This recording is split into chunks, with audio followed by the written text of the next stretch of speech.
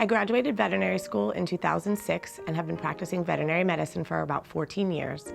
I graduated from the Chi Institute of Traditional Chinese Veterinary Medicine in 2016 and have been practicing for almost 4 years. I got into the field of veterinary acupuncture because as animals are living longer these days and people are wanting to do less and less medication as they age to treat their ailments, we decided to add acupuncture as another therapy in our modalities.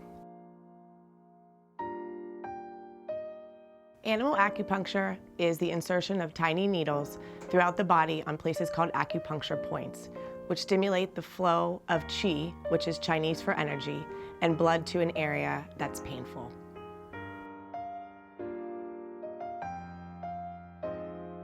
In my practice, we usually use acupuncture to treat arthritic pain, muscular pain, neurologic pain, but it can also be used for seizure disorders, anxiety, and gastrointestinal issues.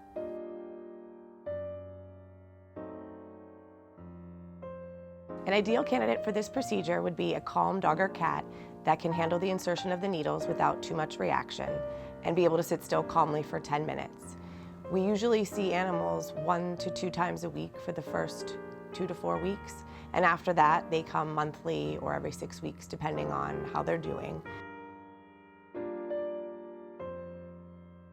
Animals can feel the needles being placed, but it's not a lot of pain because the needles are so small. There are certain animals that are really afraid of needles, so they would not be the best candidate. So you kind of want to pick a candidate that doesn't really mind needles and is pretty calm in general.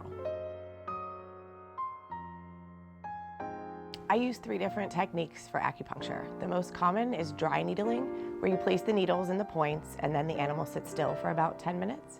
There's also electroacupuncture, where you have a device that clips onto the needles and sends a little current of electricity through them to stimulate the flow better. And I also use aqua acupuncture, where you can inject vitamin B12 liquid into the points to have it last a little bit longer than your typical dry needling. Animal acupuncture points and human acupuncture points are all the same. It's just that the acupuncture points tolerated in animals are less than tolerated by humans. So in animals, we tend to use points on the back or in the shoulders or the legs versus the lower extremities and digits.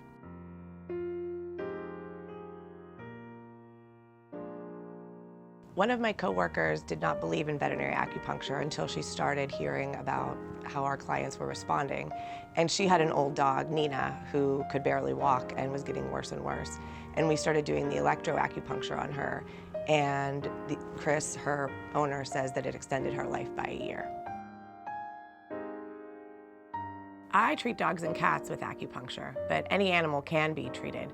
In my externship, there were rabbits. In my training, there were horses.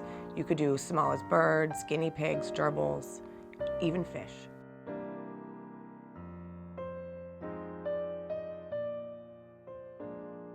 So we signed up for the class starting a week from Sunday.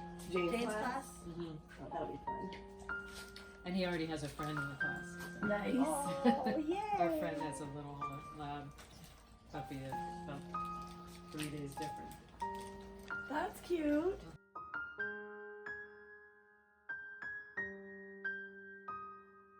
Animal acupuncture is a great treatment for aging animals that wish to extend their life without prescription after prescription and can extend their life and pain relief for a long time.